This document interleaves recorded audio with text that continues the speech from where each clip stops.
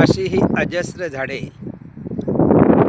आजच्या या नवीन पिढीला पाहायला मिळतील का बरं?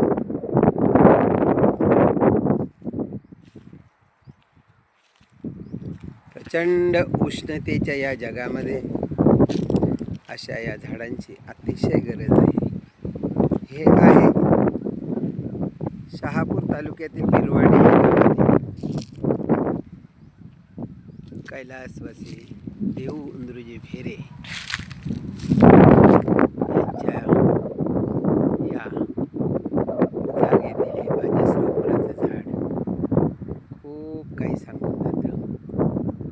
इथे शेकडो पक्षी दिवसभराची आणि रात्रीची नितांत झोप घेत असतील, नक्कीच नाही का?